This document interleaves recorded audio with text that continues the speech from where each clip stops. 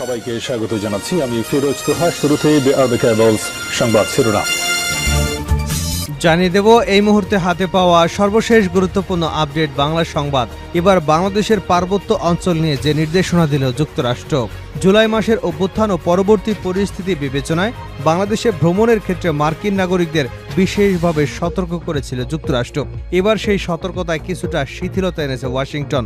তবে নিরাপত্তা ঝুঁকির কারণে মার্কিন নাগরিকদের পার্বত্য চট্টগ্রাম, খাগড়াছড়ি, রাঙামাটি এবং বান্দরবান জেলায় ভ্রমণ এড়িয়ে চলতে বলা হয়েছে। প্রিয় দর্শক, হঠাৎ কেন এমন নিষেধাজ্ঞা? তাহলে কি এসব জেলায় অন্য কিছু হতে চলেছে?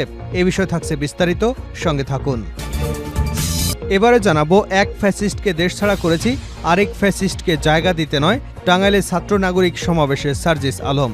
সার্জিস বলেন, কেউ যদি এখনো দিবা স্বপ্নে কিংবা ঘুমের মধ্যে স্বপ্ন দেখে আবারও ছাত্র জনতাকে ডমিনেট করে ফ্যাসিস্ট হয়ে উঠবে, তারা যেন ওই শেখ হাসিনাকে দেখে শিক্ষা নেয়। জানাবো, কতিপয় রাজনৈতিক দল আওয়ামী লীগের পথে হাঁটছে জিএম কাদের। জাতীয় এক ক্রান্তিকাল অতিক্রম করছে এমন মন্তব্য করে জাতীয় পার্টির চেয়ারম্যান গোলাম মোহাম্মদ কাদের বলেছেন, একটা বিশাল পরিবর্তনের সুযোগ এসেছে। আমাদের জাতীয় জীবনে বিভিন্ন ক্ষেত্রে আমূল পরিবর্তনের নমুনা দেখা যাচ্ছে। সেখানে আমরা রাজনীতি কি করছি, অতীতে কি করেছি, ভবিষ্যতে কি করব, তার একটা ধারণা থাকা দরকার। এ সময় জিএম কাদের আরো বলেন, কতিপয় রাজনৈতিক দল আওয়ামী লীগের পথে হাঁটছে, যা পরিবর্তনের জন্য মোটেই সুখকর নয়। জনগণ এটাকে ভালোভাবে নিচ্ছে না। এদিকে বিএনপি নেতা দুলালকে দল থেকে বহিষ্কার। পিরোজপুরের মঠবাড়ে উপজেলায় বিএনপির আহ্বায়ক রুহুল আমিন দুলালকে দলের প্রাথমিক সদস্যসহ সকল পর্যায়ের পদ থেকে বহিষ্কার করা হয়েছে। বৃহস্পতিবার সন্ধ্যায় দলটির সিনিয়র যুগ্ম মহাসচিব রুহুল কবির রিজভী স্বাক্ষরিত এক বিজ্ঞপ্তিতে এ তথ্য জানানো হয়েছে। ওই বিজ্ঞপ্তিতে বলা হয়েছে, মানুষকে হুমকি, ভয়ভীতি প্রদর্শন, নীতি এবং আদর্শ পরিপন্থী কর্মকাণ্ডে লিপ্ত থেকে দলের শৃঙ্খলা ভঙ্গ করার কারণে তার বিরুদ্ধে এ সিদ্ধান্ত নিয়েছে দলের হাইকমান্ড। জানিয়ে দেব, সহযোগিতা পেলে অন্তর্বর্তী সরকার ব্যর্থ হবে না। সবার সহযোগিতা পেলে অন্তর্বর্তী সরকারের ব্যর্থ হবার সুযোগ কম বলে মন্তব্য করেছেন নাগরিক ঐক্যের সভাপতি মাহমুদুর রহমান মান্না। তিনি বলেছেন, এই সরকারের হয়তো অভিজ্ঞতার অভাব রয়েছে, কিন্তু তাদের উপর প্রচণ্ড চাপ সৃষ্টি করে দাবি আদায় করতে হবে, এ সময় এখনো হয়নি। তাদের সময় দিতে হবে। আমরা এ সরকারকে সহযোগিতা করব, যদি ভুল করে তাহলে সমালোচনা করব। আমরা মনে করি এ সরকারের ব্যর্থ হবার সুযোগ কম।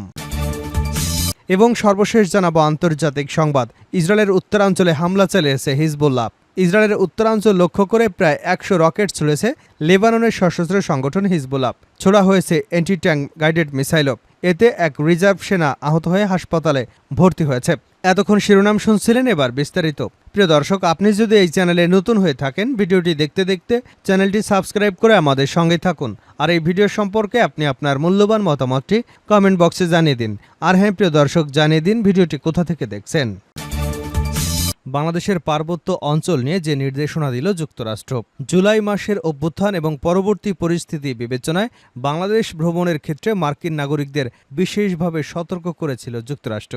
এবার সেই সতর্কতায় কিছুটা শিথিলতা এনেছে ওয়াশিংটন। তবে নিরাপত্তা ঝুঁকির কারণে মার্কিন নাগরিকদের পার্বত্য চট্টগ্রামের খাগড়াছড়ি, রাঙামাটি এবং বান্দরবান জেলায় ভ্রমণ এড়িয়ে চলতে বলা হয়েছে। বৃহস্পতিবার যুক্তরাষ্ট্রের পররাষ্ট্র দপ্তরের ওয়েবসাইটে এ সংক্রান্ত নির্দেশনা দেওয়া হয়েছে। গত জুলাই ভ্রমণ সতর্কতার আপডেট প্রকাশ করা হয়েছে। এতে বিজ্ঞপ্তিতে বলা হয়েছে, বাংলাদেশে মার্কিন নাগরিকদের ভ্রমণের সতর্কতা লেভেল 4-এ অর্থাৎ চতুর্থ ধাপে ছিল। এখন তা কমিয়ে লেভেল 3-তে আনা হয়েছে। অর্থাৎ এখন বাংলাদেশে ভ্রমণ করতে চাইলে যে কোনো মার্কিন নাগরিক তা করতে পারেন। তবে নিরাপত্তা ঝুঁকির কারণে মার্কিন নাগরিকদের পার্বত্য চট্টগ্রাম, খাগড়াছড়ি, রাঙামাটি ও বান্দরবান জেলায় ভ্রমণ এড়িয়ে চলতে বলা হয়েছে।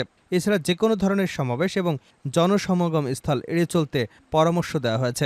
নির্দেশনায় আরও বলা হয়েছে, অস্থিরতা, অপরাধ এবং সন্ত্রাসী কর্মকাণ্ডের কারণে বাংলাদেশে ভ্রমণের বিষয়টি পুনর্বিবেচনা করুন। কিছু এলাকায় ঝুঁকি বেড়েছে, বিক্ষোভ এবং রাজনৈতিক সমাবেশ এড়িয়ে চলুন। শান্তিপূর্ণ বিক্ষোভ এবং সহিংসতায় রূপ নিতে পারে। ব্রিফিংয়ে ইভেন্টগুলোর জন্য স্থানীয় মিডিয়ায় নজর রাখুন। পররাষ্ট্র দপ্তর আরও জানিয়েছে, কোনো ডাকাতির প্রচেষ্টাকে শারীরিকভাবে প্রতিহত করবেন না। একটি নিরাপদ এলাকায় যান এবং স্থানীয় কর্তৃপক্ষের কাছে অপরাধমূলক ঘটনা রিপোর্ট করুন। কনসুলার পরিষেবাগুলোর আপডেট সহ সতর্ক বার্তা পেতে স্মার্ট ট্রাভেলার এনরোলমেন্ট প্রোগ্রামে নথিভুক্ত করুন। নির্দেশনায় বলা হয়েছে, ফেসবুক ও এক্সে স্টেট ডিপার্টমেন্টের অনুসরণ করুন। বাংলাদেশের জন্য কান্ট্রি সিকিউরিটি রিপোর্ট পর্যালোচনা করুন। জরুরি পরিস্থিতির জন্য পরিকল্পনা প্রস্তুত রাখুন। অনুগ্রহ করে ট্রাভেলার চেকলিস্ট পর্যালোচনা করুন। উল্লেখ্য, গত 5 আগস্ট বাংলাদেশ ভ্রমণে নাগরিকদের উপর নিষেধাজ্ঞা আরোপ করেছিল যুক্তরাষ্ট্র। দেশটির পররাষ্ট্র মন্ত্রণালয় ভ্রমণ সংক্রান্ত একটি এক্স অ্যাকাউন্টে প্রকাশ করা তালিকায় বাংলাদেশকে লেভেল 4 অর্থাৎ ভ্রমণ নিষিদ্ধ অবস্থানে দেখা গেছে। গত 4 সেপ্টেম্বর সামাজিক মাধ্যম এক্সে দেওয়া এক পোস্টে মার্কিন পররাষ্ট্র দপ্তর জানায়, যুক্তরাষ্ট্রের নাগরিকদের ভ্রমণের ক্ষেত্রে বাংলাদেশ এখনও ঝুঁকিপূর্ণ এবং তা এখনও লাল তালিকায় রয়েছে। এ তালিকায় বাংলাদেশ সহ রয়েছে আরও 21টি দেশ। এক ফ্যাসিস্টকে দেশছাড়া করেছি, আরেক ফ্যাসিস্টকে জায়গা দিতে নয়, সার্জিস আলম।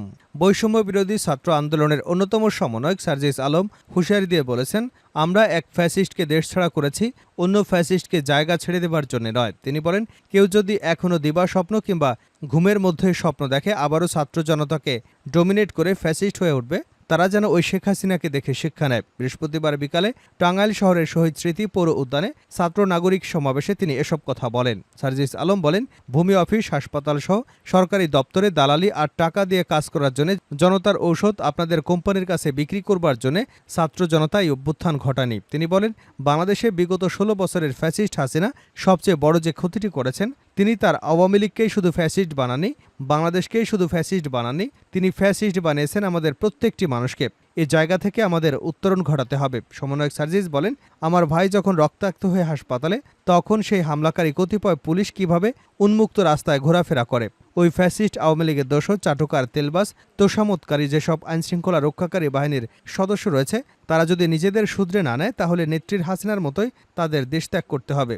শিক্ষার্থীদের রাজনীতিতে আসার বিষয়ে সার্জিস আলম বলেন, আগামীর যে বাংলাদেশ হবে, সেই বাংলাদেশে নেতৃত্ব দেবে শিক্ষার্থীরা। এ সময় তিনি উপস্থিত শিক্ষার্থীদের উদ্দেশ্যে বলেন, আমরা চাই আপনি ওই সংসদে গিয়ে কথা বলবেন। আপনি একজন এমপি হবেন, একজন মন্ত্রী হবেন, একজন প্রধানমন্ত্রী হবেন। আমাদের এই সংসদে একজন পলিসি মেকার হিসেবে যেতে হবে, কারণ সব কিছু হয় সংসদ থেকেই এবং এসব পলিসি মেকিং হয় ওই সংসদ থেকে।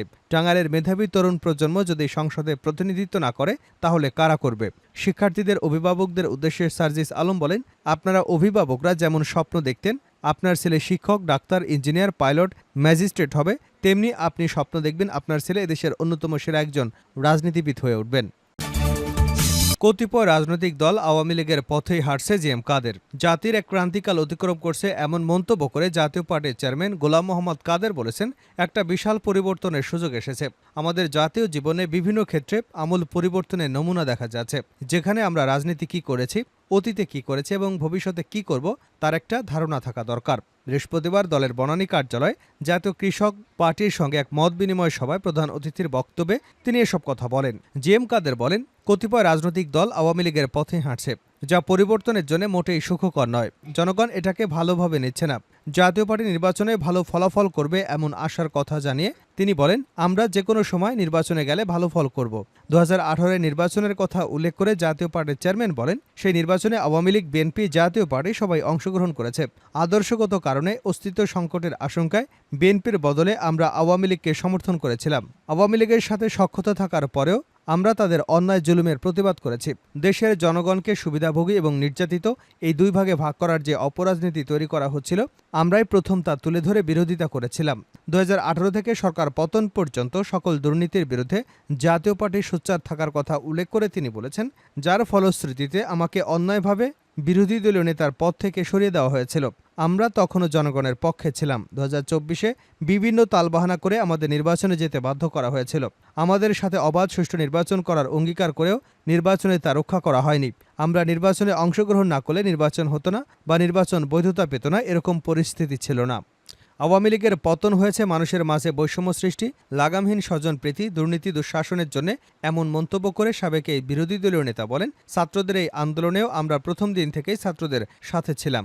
সংসদেও আমরা বলেছি, কোঠা প্রথা সংবিধান সম্মত নয়। বিভিন্ন জায়গায় আমাদের নেতাকর্মীদের আওয়ামী লীগের সাথে মামলায় আসামি করা হচ্ছে জানিয়ে তিনি বলেন, এটা মোটেও কাম্য নয়। আমরা জনগণের সাথে ছিলাম। জনগণ পরিবর্তনের আশা করে বুকে রক্ত দিয়ে আওয়ামী সরকারকে উৎখাত করেছে। বিএনপি নেতা দুলালকে দল থেকে বহিষ্কার। পিরোজপুরের মঠবাড়িয়া উপজেলার বিএনপির আহ্বায়ক রুহুল আলিম দুলালকে দলের প্রাথমিক সদস্য সহ সকল পর্যায়ের পদ থেকে বহিষ্কার করা হয়েছে। বৃহস্পতিবার সন্ধ্যায় দলটির সিনিয়র যুগ্ম মহাসচিব রুহুল কবির রিজভী স্বাক্ষরিত এক বিজ্ঞপ্তিতে এ তথ্য জানানো হয়। ওই বিজ্ঞপ্তিতে বলা হয়েছে, মানুষকে হুমকি, ভয়ভীতি প্রদর্শন এবং নীতি ও আদর্শ পরিপন্থী কর্মকাণ্ডে লিপ্ত থেকে দলের শৃঙ্খলা ভঙ্গ করার কারণে তার বিরুদ্ধে এই সিদ্ধান্ত গ্রহণ করা হয়েছে। এর আগে মঠবাড়িয়া উপজেলাব্যাপী দখল ও চাঁদাবাজি নিয়ে প্রতিবেদন করায় গত রোববার সন্ধ্যার পর রাজধানীর শেওড়াপাড়ায় অনলাইন নিউজ পোর্টাল বার্তা বাজারে গিয়ে হুমকি দেন মঠবাড়িয়া উপজেলা বিএনপির আহ্বায়ক রুহুল আমিন দুলাল। এ সময় তার সাথে ছিলেন উপজেলা পৌর বিএনপির আহ্বায়ক হুমায়ুন কবির, বিএনপি নেতা জসিম ফরাজি সহ আরও বেশ কয়েকজন। ওই দিন বিকেলে দলবল নিয়ে কারওয়ান বাজারে দৈনিক মানবজমিনের অফিসে যায় দুলাল এবং তার সহযোগীরা। সেখানেও তারা গণমাধ্যম কর্মীদের সঙ্গে ঔদ্ধত্যপূর্ণ আচরণ করে। একাধিক বিএনপির আহ্বায়ককে হুমায়ুন কবিরের নির্দেশে দলটির নেতাকর্মীরা অনেক কিছু দখলে নেয়। মধ্যরাতে মোটা অঙ্কের আর্থিক সমঝোতায় কিছু প্রতিষ্ঠান ফেরত দিয়েছে, আবার কিছু প্রতিষ্ঠানের আসবাবপত্র লুটপাট করেছে। ডায়াগনস্টিক সেন্টার দখল, ট্রেজার ব্যবসা নিয়ন্ত্রণ, ডিশ ও ইন্টারনেট ব্যবসা দখল, চাঁদা, ভাঙচুর, আওয়ামী লীগ নেতাদের আশ্রয় এবং উপজেলা থানা পুলিশ নিয়ন্ত্রণ সহ অসংখ্য অভিযোগ ওঠে মঠবাড়িয়া উপজেলা বিএনপির আহ্বায়ক রুহুল আমিন দুলাল ও পৌর বিএনপির আহ্বায়ক হুমায়ুন কবির, উপজেলা বিএনপির প্রভাবশালী নেতা জসিমউদ্দিন ফরাজি সহ অনেকেরই বিরুদ্ধে। শেষ করছে আন্তর্জাতিক সংবাদ দিয়ে। ইসরায়েলের উত্তরাঞ্চলে হামলা চালিয়েছে হিজবুল্লাহ। ইসরায়েলের উত্তরাঞ্চল লক্ষ্য করে প্রায় ১০০ রকেট ছুড়েছে লেবাননের সশস্ত্র সংগঠন হিজবুল্লাহ। ছোড়া হয়েছে এন্টি ট্যাঙ্ক গাইডেড মিসাইলও। এতে এক রিজার্ভ সেনা আহত হয়ে হাসপাতালে ভর্তি হয়েছে। জবাবে লেবাননের হিজবুল্লাহর বিভিন্ন স্থাপনায় হামলা চালিয়েছে। এক বিবৃতিতে এ তথ্য জানিয়েছে ইসরায়েলের সামরিক বাহিনী। গাজায় আগ্রাসন শুরুর পর থেকেই হামলা আর হুমকি ধামকিতে তৈরি হয়েছে সর্বাত্মক যুদ্ধের পরিস্থিতিও। ৯ মাস আগে ইসরায়েলি ভূখণ্ডে হামাসের হামলার পর থেকে গাজায় প্রতিশোধমূলক নির্বিচার হামলা চালিয়ে যাচ্ছে ইহুদিবাদী ইসরায়েল। এই সংঘাত শুরুর পর ফিলিস্তিনের সঙ্গে একাত্মতা প্রকাশ করে লেবানন ইসরায়েল সীমান্তে হামলা শুরু করে সশস্ত্র সংগঠন হিজবুল্লাহ। সাম্প্রতিক সময় হিজবুল্লাহ এবং ইসরায়েলি বাহিনীর মধ্যে সংঘাতের মাত্রা বেড়েছে। প্রায় প্রতিদিনই সীমান্তের দুপাশ থেকে হামলার খবর পাওয়া যাচ্ছে। এদিকে ইসরায়েলি সামরিক বাহিনী জানিয়েছে তারা দক্ষিণ লেবাননে হিজবুল্লাহর বেশ কয়েকটি লক্ষ্যবস্তুতে হামলা চালিয়েছে। গত ৯ মাসে লেবাননে ৪৬৭ জন নিহত হয়েছেন, যাদের মধ্যে অন্তত ৯০ জন বেসামরিক ব্যক্তি এবং ৩০৪ জন হিজবুল্লাহ যোদ্ধা। ইসরায়েলি কর্তৃপক্ষ জানিয়েছে অন্তত ১৫ ইসরায়েলি সেনা এবং ১১ বেসামরিক ব্যক্তি এসব হামলায় নিহত হয়েছেন।